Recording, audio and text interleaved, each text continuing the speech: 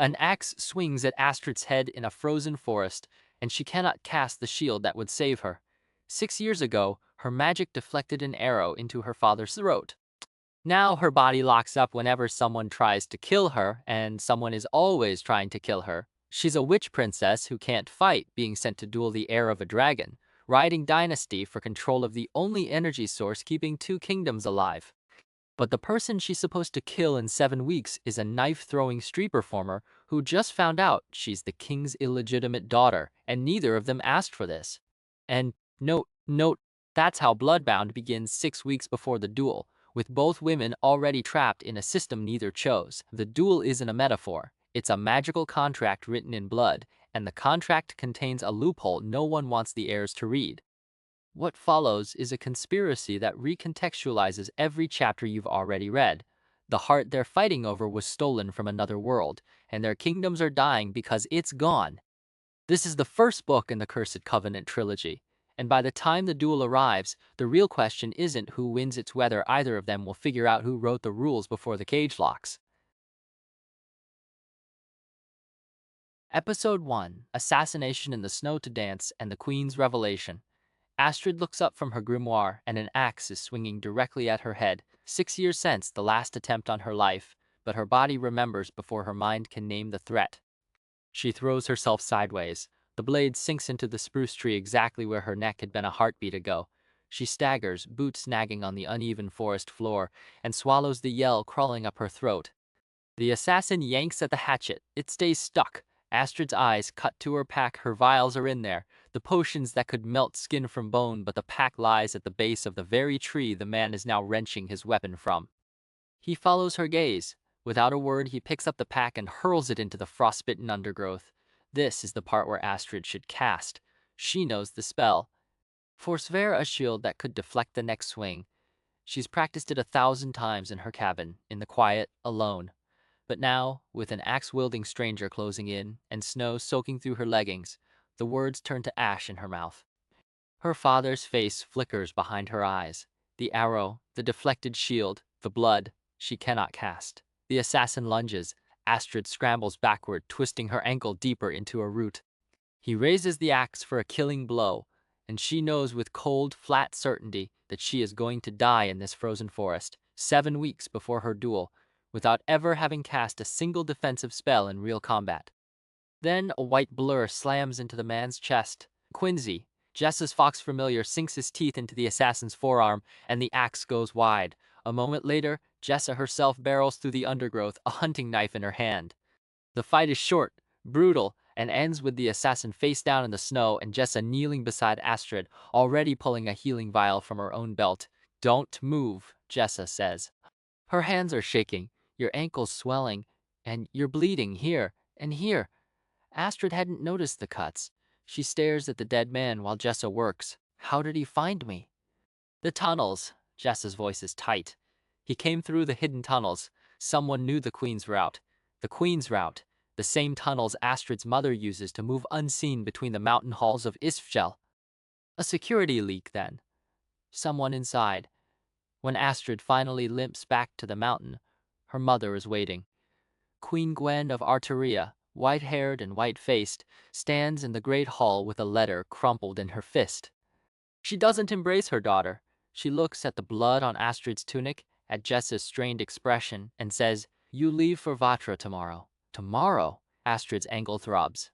"The duel isn't for 7 weeks, and you need every one of those weeks to prepare." Her mother's voice is iron wrapped in silk. "The blood binding happens upon arrival. After that, you'll have 6 weeks of training under Vatran's supervision before you face the prince in the arena." The prince, Astrid de Veras, heir to the dragon throne, bonded to the silver dragon Mjolnir. A teleporter only the second in continental history, and Astrid is supposed to kill him in 7 weeks, knowing she cannot cast a basic shield when someone swings an axe at her head. "I can't win," she says. "You will train." "I can't cast, mother." The queen's jaw tightens. They both know why. 6 years ago, Astrid had tried to cast Forswear during a raid. The spell had been clumsy, half-formed. An arrow had struck the edge of her shield, deflected at a wild angle, and buried itself in her father's throat. King Aaron had died while she watched, her hand still raised in the casting position, the shield already dissolving around her. Since that night, Astrid's magic locks up the moment anyone threatens her. She can brew potions for hours, she can recite grimoires from memory, but battle casting, the only magic that will keep her alive in an arena against a dragon-riding prince, simply will not come. "I can't beat him," she says again, quieter. Her mother doesn't argue. She just says, "You leave tomorrow," and walks out. The knife thrower and the missing friend. Somewhere in the stone city of Vatra, a blindfolded woman is throwing knives at a woman strapped to a spinning wheel. Skylar stands side-on to the crowd, a strip of black cloth tied across her eyes. The air tastes of sulfur and sweat, the smell of the stone city soaking into everything. Around her, the largest audience she's ever performed for buzzes with anticipation. Aldrich's velvet voice booms across the square. "Behold, as dancer puts her trust in blade for our final act, the wheel clicks. Amara, the troop's wheel assistant, is strapped to it, as she has been 100 times before." Skylar knows the rhythm of that wheel, the spacing of the spokes, the exact distance between Amara's ear and the next blade's landing point. She takes the first dagger from Torin, Aldrich's blade handler, grips the familiar hilt, and throws. Thunk. Left of Amara's head, second blade. Thunk. Right of her hip, third blade, a fraction wide. Skylar feels it before she hears Amara's sharp intake of breath. The knife has nicked her ear. The crowd doesn't notice. They see only the blindfold, the spinning wheel, the impossible precision, but Skylar knows. Her concentration is off.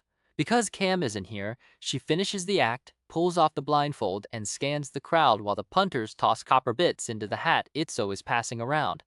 No sign of him. No lanky frame, no crooked grin, no familiar presence at the edge of the performance circle where he always stands. Cam hasn't missed a single performance in the 2 years they've traveled with Aldrich's troupe.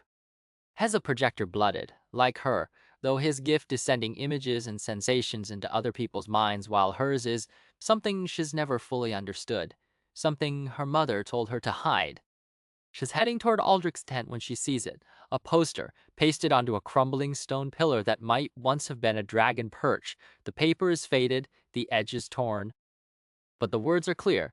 BYORDEROFTHEKING ALLBLOODEDSUBJECTSOFVATRAEAREBYCALLEDTOSERVICE.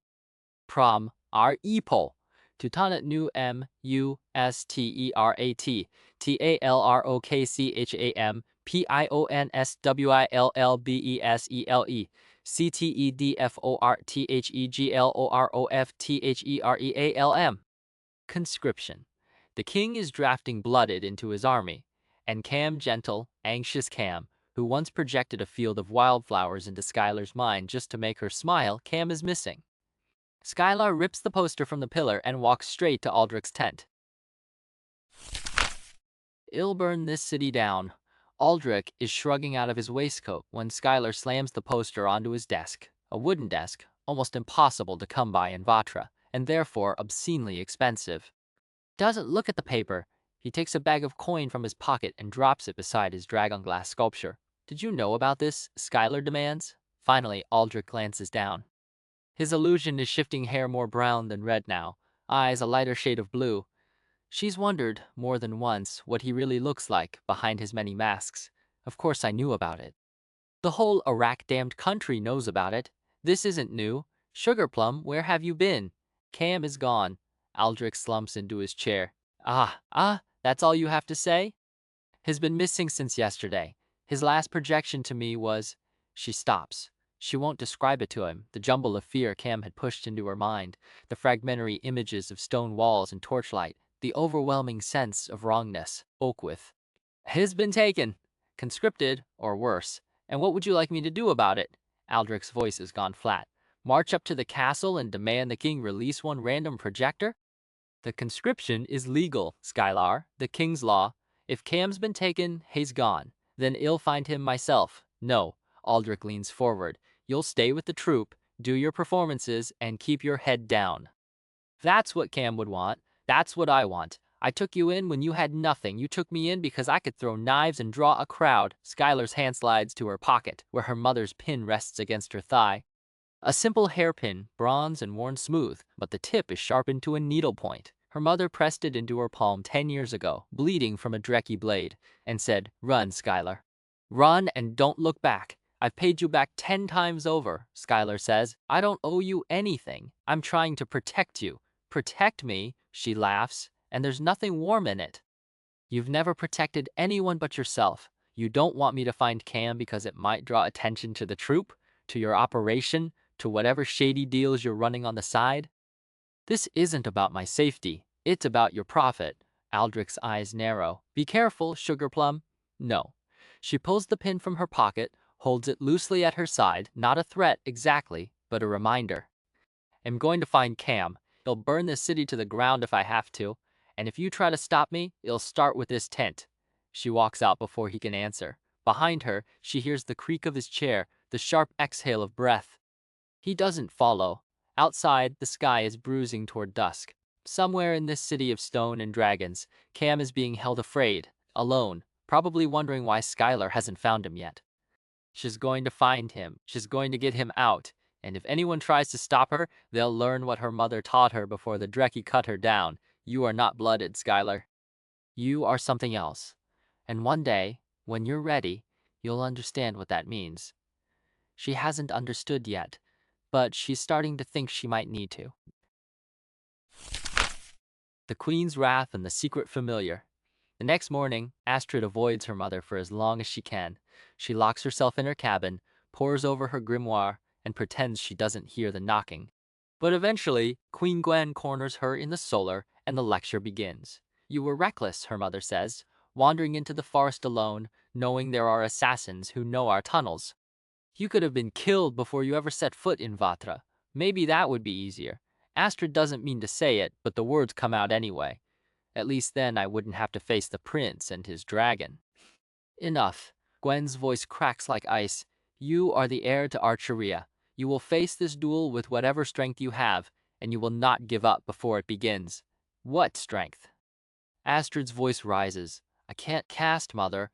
I haven't been able to cast since Father died. You know this. Everyone knows this. Sending me into that arena is just a slower execution."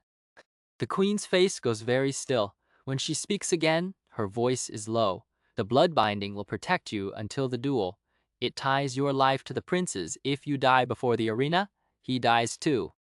The king won't risk an assassination attempt. And after the binding, when I'm standing in the cage with the dragon bearing down on me, then you will have had 6 weeks of training. Jessa will work with you on battle casting, and you will find your familiar." Astrid's blood runs cold. "I don't have a familiar. Don't lie to me." Gwen's eyes are sharp. "I've sensed the tether." "You've been bonded since NSND Jor? Where is it?" Not it. Bastet, her white cat, the familiar who appeared 5 months ago in the northern mountains and tethered himself to her soul. He speaks in an old, rich baritone. He curls up on her pillow every night. And he is utterly, completely defenseless. No magic, no fighting ability, nothing but fur and purring until Astrid's gift manifests. She hasn't told anyone about him. If the Vatrans knew she had a familiar, they'd force him into the duel cage alongside her, a defenseless cat ripped apart by a dragon while she watched. She would rather die. "I don't have a familiar," she says again, and this time her voice doesn't waver. Her mother studies her for a long moment. Then she sets down the letter. She's been holding a letter Astrid hasn't seen before, sealed with unfamiliar wax, and says, "We leave within the hour." "Pack your things." Astrid packs. She also sneaks Bastet into a reinforced carrier hidden inside her trunk, feeds him a sedative potion to keep him quiet, and prays to Squanzi that he won't wake up and start talking to the Vatran guards. Before they depart, she and Jessa walk through the mountain pass and emerge onto the high slopes overlooking Isfjell. Astrid has seen this view 100 times. The white peaks, the frozen lakes, the scattered villages nestled in the valleys. But today, something is wrong. The villages are empty. The fields below are brown and withered. The crops collapsed into sludge. One of the smaller lakes has drained entirely, leaving behind a crater of cracked mud and dead fish. The blight, the slow death that has been creeping across Arteria for years has reached even here. "It's getting worse," Jessa says quietly. Her hand finds Astrid's and squeezes. Jessa lost her parents and 2 younger sisters to a flash flood 3 years ago, one of the blight's first major disasters in Isfjell. She doesn't talk about it often, but Astrid can see it in her face now, the memory, the grief, the fear. And Astrid squeezes back. I'm going to find out what's causing it. While I'm in Vatra, something is wrong with the heart, the source of all magic on the continent. The Vatran king knows something.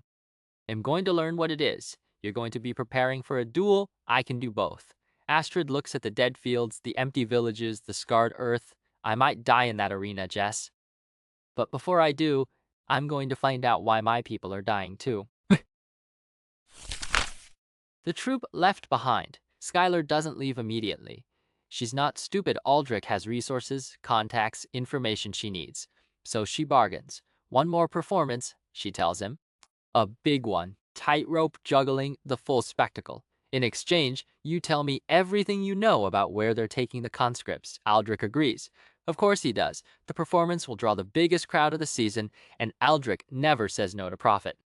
The act is spectacular. Skylar walks a rope strung between two stone pillars, juggling 3 knives while the crowd gasps below. At the climax, someone in the audience, a drunk probably, or an idiot, throws a blade at her. She catches it by reflex. The blade slices deep into her palm, a hot line of pain that nearly makes her drop the other knives. But she doesn't. She recovers, throws the blade back into the crowd, not at anyone, just into the dirt at their feet, and finishes the act with blood dripping from her hand. Oh! The moment the performance ends, she slips away. She wraps her hand in a strip of cloth, shoulders her pack, and heads toward the harbor. Aldrich can keep his promise or not. She's done waiting for other people to help her. The streets of the Stone City are chaos. Bells are ringing, the witches have arrived. Skylar can hear the crowd roaring near the waterfront, the unmistakable sound of a city greeting its enemies. She pushes through the press of bodies, heading in the opposite direction, toward the harbor where the conscripts might have been taken. She passes a dragon plinth, a stone pillar where dragons once perched, according to the old stories, and stops dead. A woman's body hangs from the pillar. Her skin is gray and papery, her eyes open and empty. Her essence, her magic, her life has been drained out of her. An executed rebel, someone mutters as they hurry past. Fuse. The king's justice. Skylar stares at the body for 3 heartbeats. Then she keeps walking. Cam's voice echoes in her memory, a projection from 2 nights ago, the last time she heard from him. Don't do anything stupid, Lar. It'll be fine. Just don't do anything stupid. Sorry, Cam. Stupid is all she has left. The Golden City and the Brewer's Belt. Astrid sees Talroq for the first time as the sun sets behind the mountains. The city glitters gold and rose, its pointed spires creating the illusion that it floats above the haze. Her father used to describe this view, had visited Vatra once.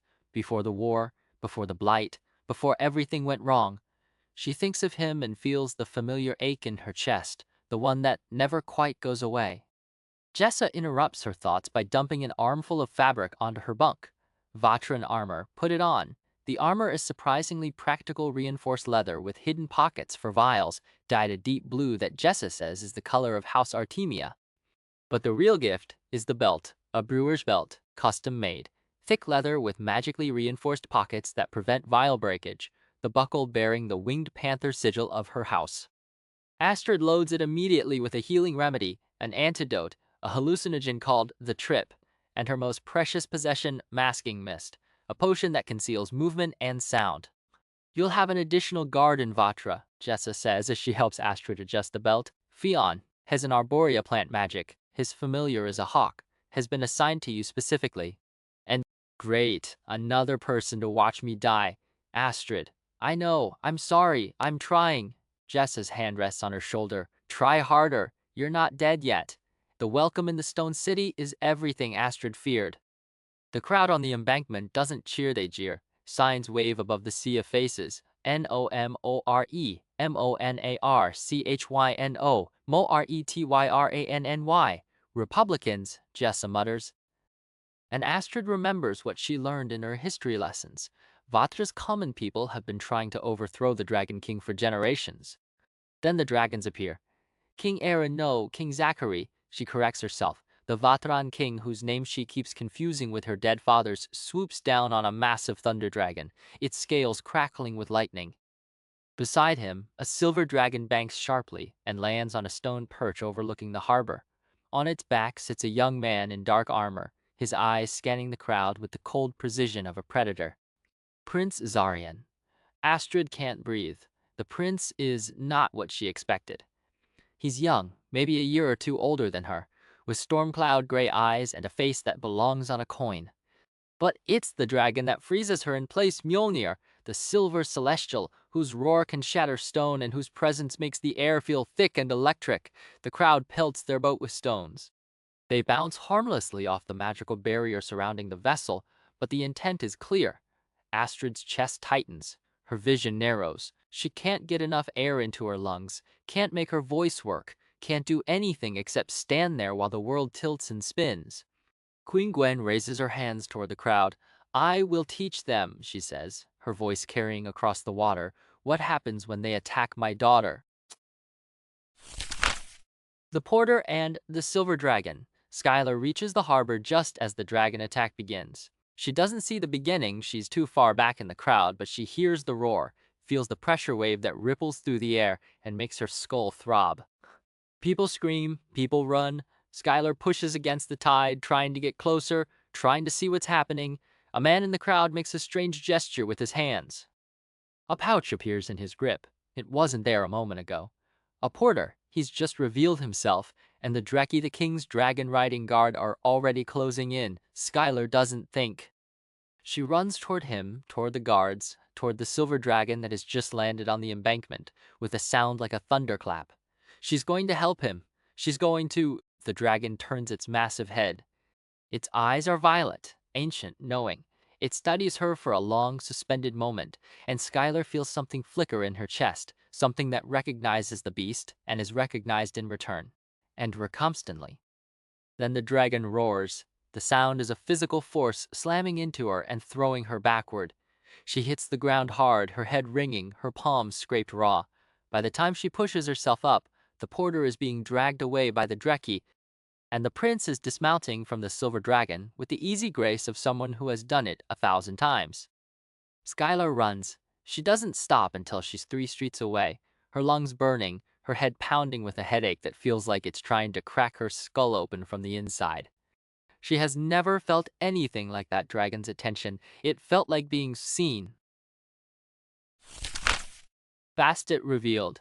Astrid is shaking. She's been shaking since the dragons appeared, since the stones hit the barrier, since her mother threatened to kill half the crowd. Jessa guides her into her room in the Vatran castle, a lavish chamber with silk hangings and a view of the city, and sits her down on the bed. "Breathe," Jessa says. "Just breathe." "I can't do this." Astrid's voice is raw. "I can't face him. His dragon, his eyes, the way he looked at me like I was already dead. The trunk in the corner rattles. Jessa goes still. What was that? Nothing. The trunk rattles again. Then a voice, old, rich, definitely male, says, quite clearly, "I would appreciate being let out of this box now." Jessa's hand goes to her knife. "Astrid, what is in that trunk?" Astrid closes her eyes. There's no hiding it anymore. She opens the trunk, and Bastet emerges a sleek white cat with golden eyes and an expression of profound indignation. "I am a familiar," Bastet announces, "not a contraband cargo. I expect better treatment in the future." The silence that follows is broken by the Queen's voice from the doorway. "You have a familiar? You've had one for 5 months, and you didn't tell me."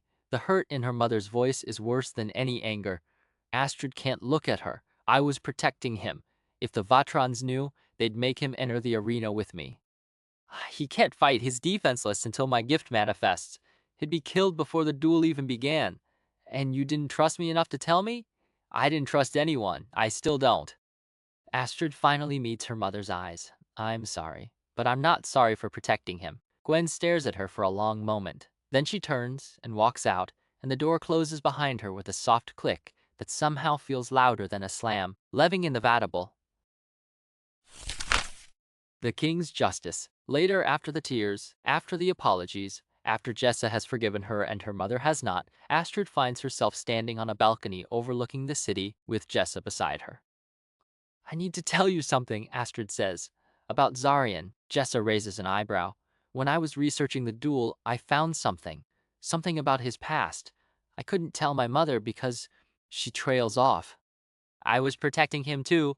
I know how that sounds. But he's not what everyone thinks he is. He's not just a weapon. Before Jessa can respond, a commotion in the courtyard below draws their attention. King Zachary has emerged from the castle, flanked by guards and his thunder dragon, Bruma. A man in chains, a rebel, judging by the crowd's reaction, is dragged before him. Let this be a lesson, the king announces, his voice carrying across the courtyard, to anyone who would defy the dragon throne. He raises his hand. The rebel's jaw unhinges, not naturally, not by choice, but as if an invisible force is prying it open. Bone wielding, Astrid realizes with horror. The king can control bones. As forcing the man's mouth open without touching him, the dragon lowers its massive head. The rebel screams. Astrid looks away, but not before she catches Prince Ryan's eye. He's standing at the edge of the courtyard, watching the execution with an expression she can't read.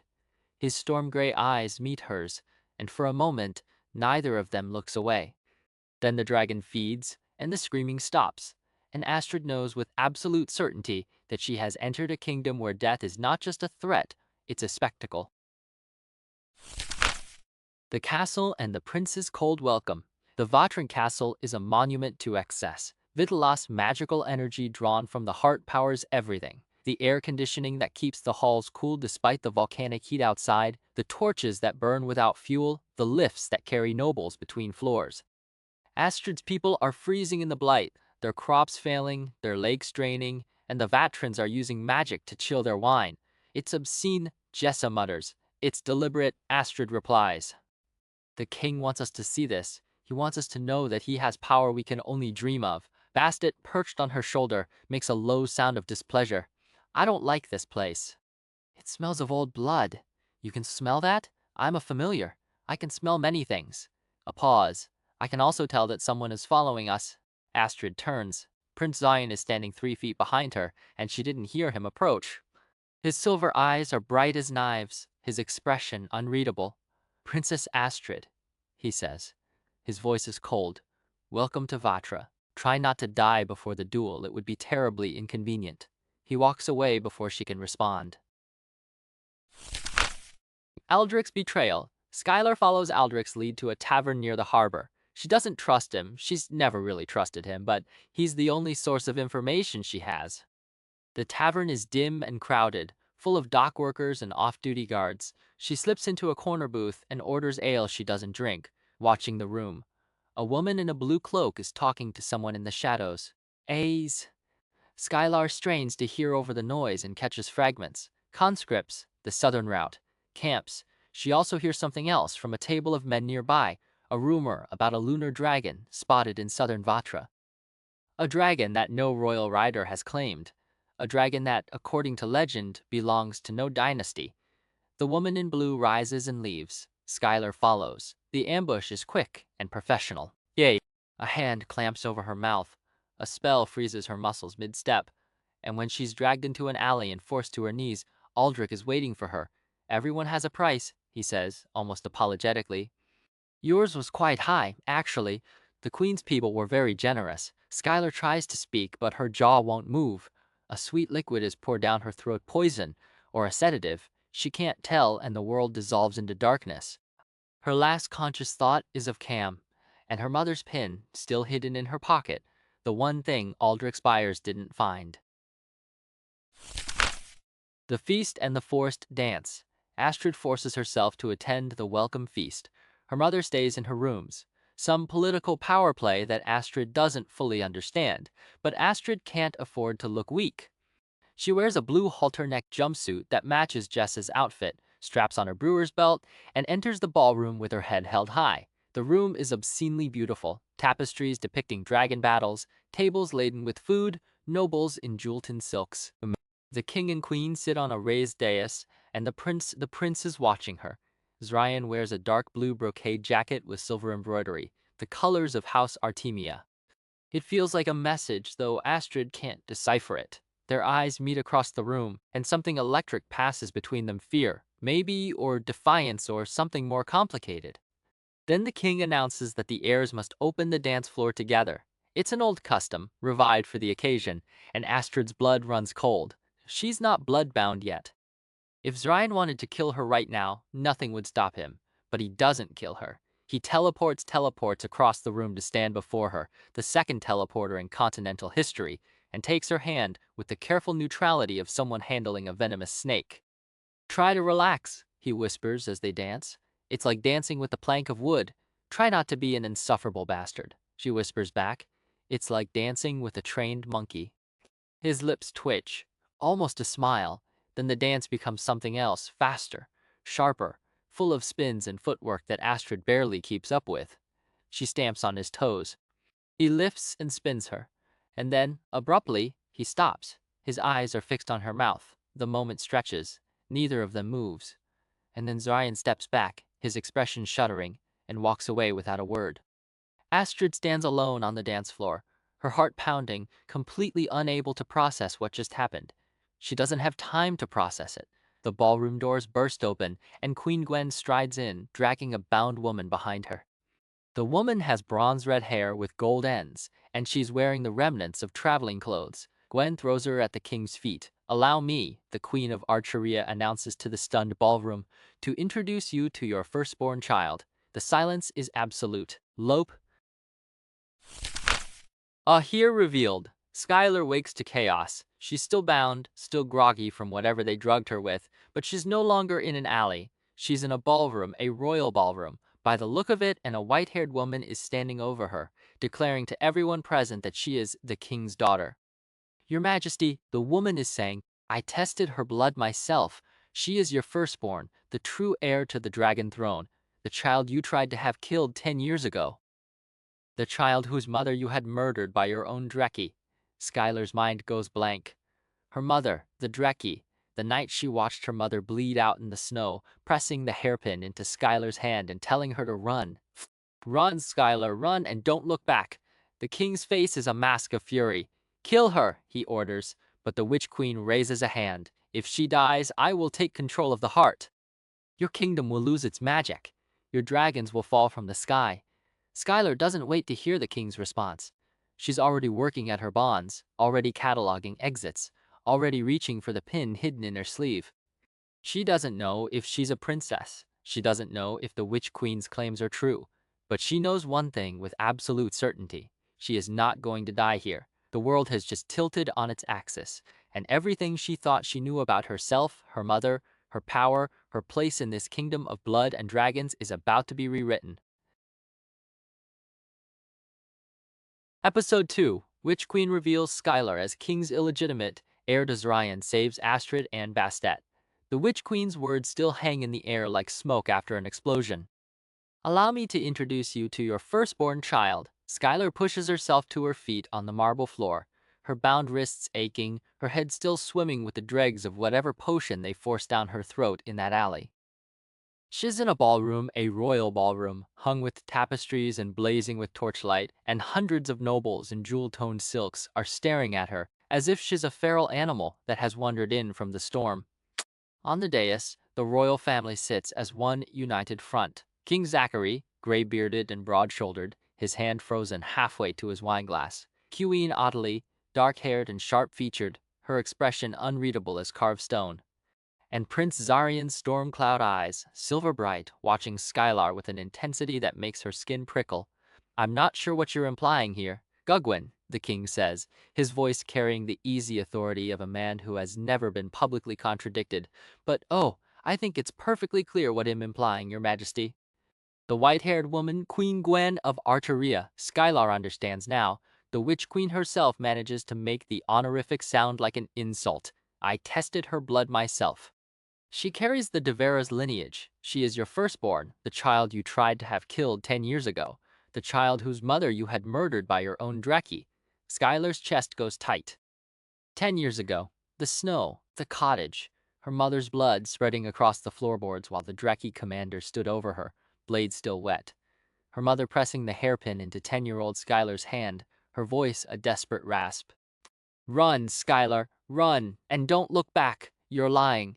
The king's voice has changed. It's not denial. It's the sound of a man watching a locked door swing open. "I don't lie, Zachary."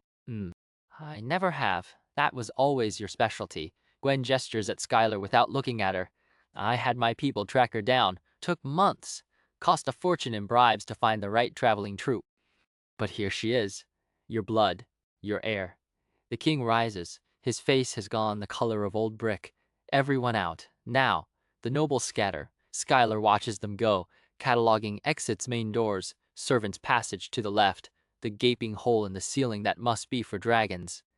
Her wrists are still bound with rope, but she's been working at the fibers since she woke, and something inside her is sharpening. The fog of the potion is burning off. She feels her body coming back under her control, muscle by muscle, fine a Reiner, fine of the second. Guards, the king says when the room is emptied, kill her. Two Dreki move toward her, their armor catching the torchlight. Skylar braces herself. Something dark and hungry stirs beneath her skin, a pressure she's felt before but never named, never let loose. If she dies, Queen Gwen says, her voice cutting through the room, I will take control of the heart. Your kingdom will lose its magic. Your dragons will fall from the sky. Your Vitalis will gutter out like a candle in a storm. The Dreki hesitate. The king's jaw works silently. You're bluffing. Try me. Gwen's smile is winter. I have nothing left to lose. My daughter is about to die in your arena regardless. What's one more corpse? Skylar doesn't wait to hear the response. She's found a weak point in the rope, worked it loose with a fragment of something sharp shed palmed from the floor. Her hands come free just as the nearer guard Tommen, someone calls him, raises his sword, and then the world shudders. The dragon speaks. The sound comes from above, a blast of displaced air, a thunderous impact that makes the chandeliers sway and the abandoned wineglasses rattle against each other. Prince Zryan's gaze snaps toward the opening in the ceiling, and something flickers across his face that Skylar can't read: surprise, or recognition, or something closer to dread. A dragon lands on the roof. The massive head appears, first spikes protruding from the skull like a crown of blades, scales the color of polished steel, eyes like violet lanterns burning in the torchlight. Mjolnir, the silver dragon from the harbor, the one who studied her instead of attacking, whose attention had felt like being seen all the way down to her bones. Tommen doesn't lower his sword. Hes committed now, a soldier following orders, and Skylar can read the calculation in his eyes. Finish the job before the dragon intervenes. He never gets the chance. Mjolnir opens his jaws, and a sound comes out, not a roar, but something higher and more focused, a frequency that makes Skylar's teeth ache and her vision blur. The air itself seems to ripple like water struck by a stone. Tommen doesn't scream. He doesn't have time. One moment he is a man with a sword, the next he is a red mist dispersing across the marble floor, painting the stones in a radius of wet warmth. The sound cuts off. The silence that follows is absolute. Skylar feels droplets on her face. She doesn't wipe them away. She's too busy staring at the dragon, who is now lowering his enormous head through the ceiling opening, those violet eyes fixed on her with an attention that feels almost physical. And then he speaks. Not aloud, the voice comes directly into her mind, clear as a whisper in a silent room. But everyone hears it. She can tell by the way the king goes rigid, by the way the remaining Dreki take an involuntary step backward, by the way the queen's hand tightens on the arm of her throne. She is not to be hurt. 3 words, a declaration, a command issued by something far older and far more powerful than any monarch in this room. The king opens his mouth, closes it, opens it again. For the first time since Skylar was dragged before him, he looks uncertain. Mjolnir, she is not to be hurt. The voice is implacable, as immutable as gravity.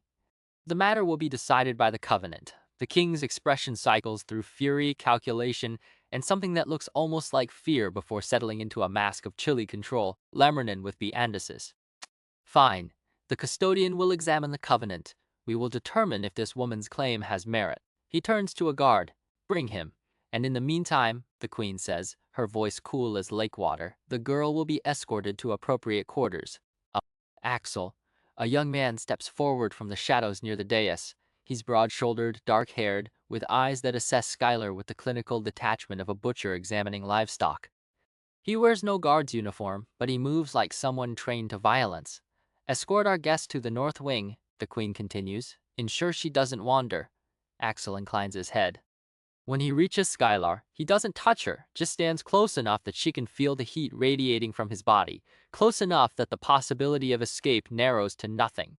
Try anything, he murmurs, low enough that only she can hear. and I'll put you down myself. Skylar doesn't answer.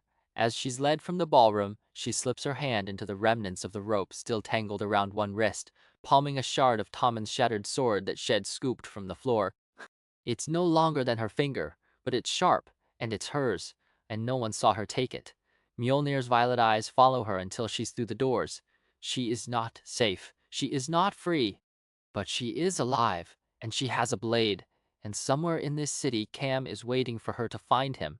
That's enough to keep her feet moving. What a mother keeps. Astrid is still retching when Jessa guides her back to her chambers. She can't get the image out of her head. The way Mjolnir unmade that guard, not a killing, not an execution, but an erasure. The blood misting across the marble, the iron taste in the air, sharp enough to bite. Shed's seen executions before her mother's court was not gentle, but never anything so swift, so complete, so utterly indifferent. I need water, she rasps, pushing away from Jessa and staggering toward the basin. Bastet slinks out from the shadows by the door, his golden eyes tracking her with concern. He must have followed her to the feast, witnessed everything. He winds between her ankles, a warm pressure that grounds her. It's done, he says, his baritone voice measured. The guard is dead. You are alive. Breathe. Can't. Astrid grips the basin's edge. I can't stop seeing it. Her mother is waiting by the writing desk. Queen Gwen stands with her arms crossed, her white hair pulled back in its severe knot, her expression unreadable as winter ice. She's still wearing the gown from the feast, silver and white, the colors of Archeria, but there's blood on the hem, not her own, so Astrid says, her voice raw. You found the true heir. I did. A woman, untrained, probably terrified, probably doesn't know the first thing about magic or dragons or dueling. Yes. And now I have to kill her instead of Zarian. Gwen's expression doesn't flicker. Yes, the words land like stones dropped into still water. Astrid feels something crack open inside her chest, not grief. She's used up her grief for the night, but something sharper. Something closer to fury. You betrayed me. Her voice comes out level, almost calm, which is how she knows she's angrier than she's been in years. You let me spend months terrified of facing Zarian, terrified of his dragon, terrified of dying in that arena. You let me believe I was walking toward my own execution, and the whole time you knew you were looking for another heir. You knew you might find one. You knew I might not have to face him at all. I couldn't tell you. Gwen's voice is steady, but there's something raw underneath it. Something that might be guilt if Astrid believed her mother capable of guilt. If the Vatrans suspected what I was doing, they would have moved against us. The search had to be secret, even from you, especially from me. Astrid laughs a bitter, broken sound.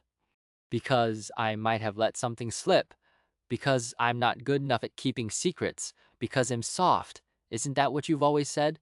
Because you would have tried to protect her. Gwen meets her daughter's eyes, and for a moment, her composure wavers. The same way you protected Zarian. The same way you protected Bastet. You have a soft heart, Astrid. It's your greatest strength and your greatest weakness, and I couldn't afford weakness. Not now, not with everything at stake. Bastet makes a low sound in his throat. The queen is not entirely incorrect, though her delivery leaves much to be desired. Stay out of this, familiar. Bastet's tail flicks, but he subsides. Astrid, listen to me. Gwen takes a step closer. I didn't do this to hurt you. I did it because it was the only way to save our people. The Vatrans are preparing for war regardless of the duel's outcome. King Zachary is conscripting blooded by the hundreds. If we control the heart, we have leverage. If we don't, Archeria falls. Our people freeze. The blight consumes everything we've spent generations building. So I murder an innocent woman. If you have to, Gwen's voice softens, which only makes it worse. The blood binding hasn't happened yet. If this girl proves incapable, if she can't bond a dragon, can't learn to fight, the Vatrans might forfeit. But if they don't, if the duel proceeds, yes, you kill her. For the heart, for our people, for everyone who is counting on you. Astrid walks to the window. The city of Talrok sprawls below, golden lights glittering against the volcanic dark, beautiful and alien. Somewhere in the north wing of this castle, a woman with bronze-red hair and gold-tipped ends is waking up to the knowledge that her entire life has been a lie, that her mother was murdered by the man whose blood runs in her veins.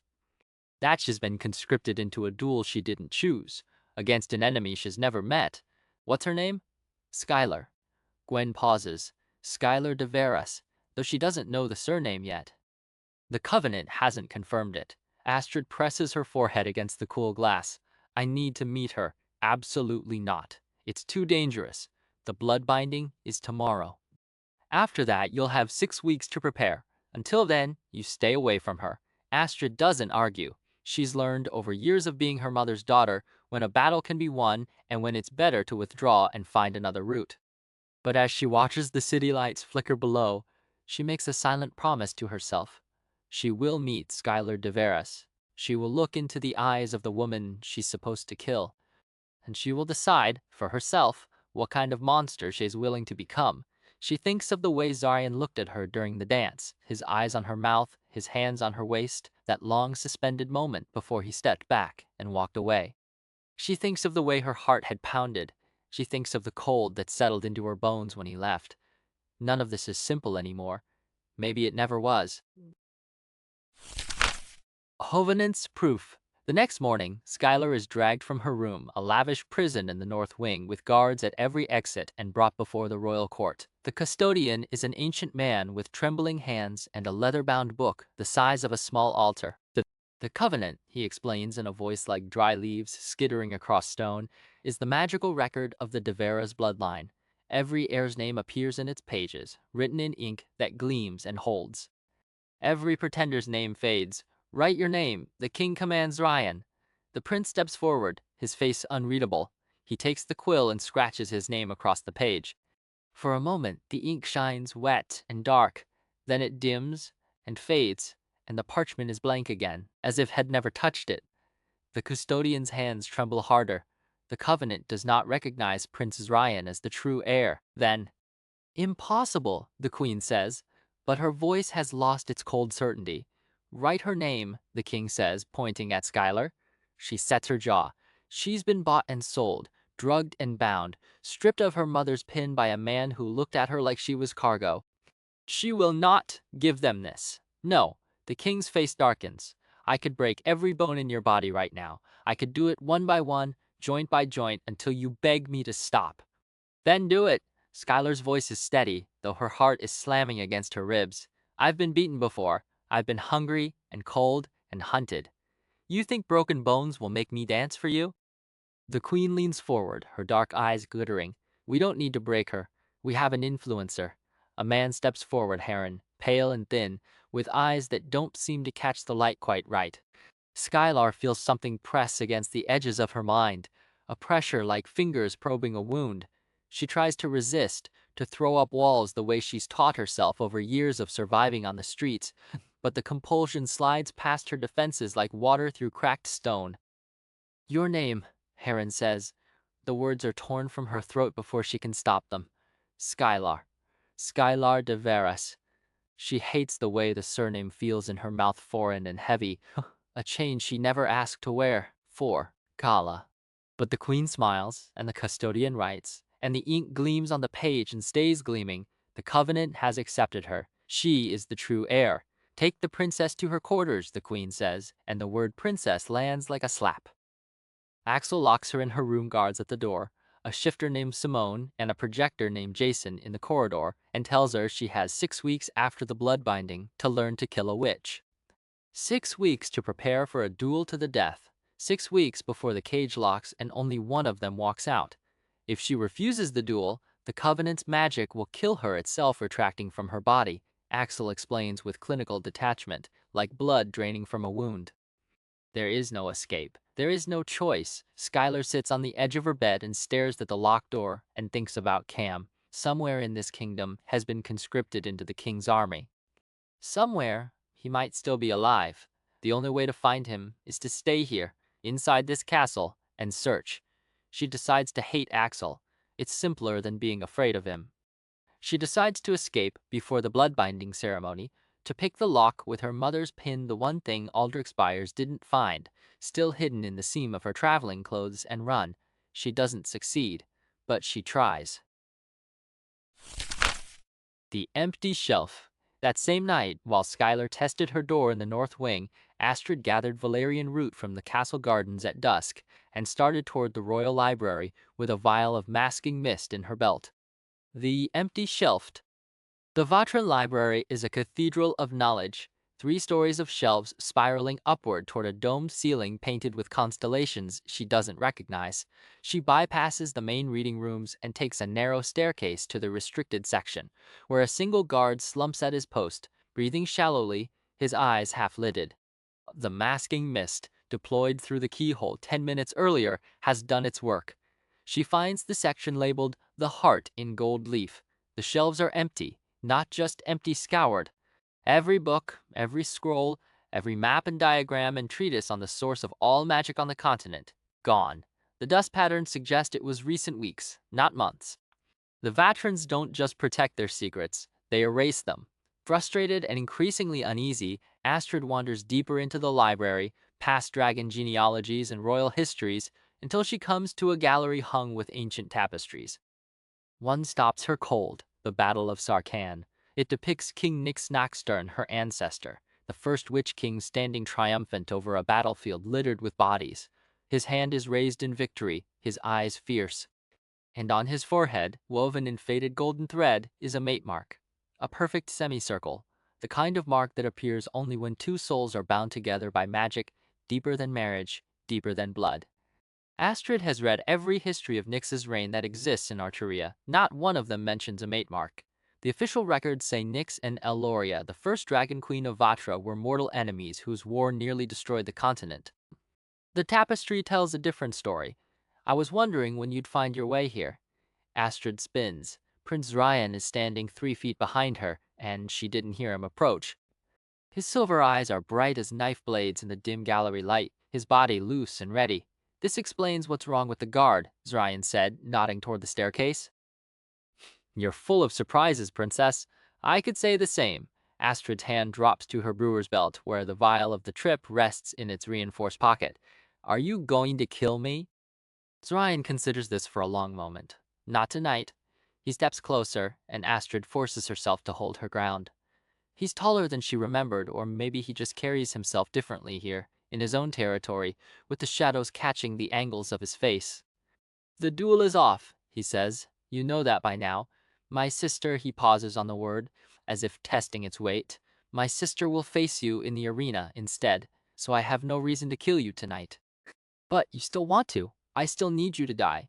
The words are flat, almost weary. My family, my kingdom, everything I've been raised to protect it all depends on Vatra keeping the heart. If you win that duel, we lose everything. They stare at each other across a space that feels smaller than it is. Then Zryan's gaze shifts to the tapestry behind her. You're looking at Nyx. The mate mark. Astrid points at the golden semicircle. It's not in any of the histories. Not in Archeria's, not in Vatra's. I checked. No, it isn't. Something flickers across his face, unease, maybe, or the first crack in a certainty Hez carried his whole life. My mother had most of the heart records removed years ago. She said it was for security. I never questioned it. Maybe you should have. He turns back to her. For a moment, his mask slips. She sees exhaustion underneath the bone-deep fatigue of someone who has been carrying a weight he never asked for, never wanted, can never set down. Go back to your room, Astrid. I won't tell anyone you were here, but don't come back. He speaks perfect Arturian. The accent is flawless. She didn't know he could do that. Then he disappears, and the cold that rushes into the space where he stood is the first cold she has felt since leaving Isfjell. It settles into her bones and stays there long after she's revived the guard with her antidote and slipped back into the corridor that leads to her chambers. She doesn't know what happened between them in that gallery. She only knows that something has shifted and she can't shift it back, and she's not entirely sure she wants to.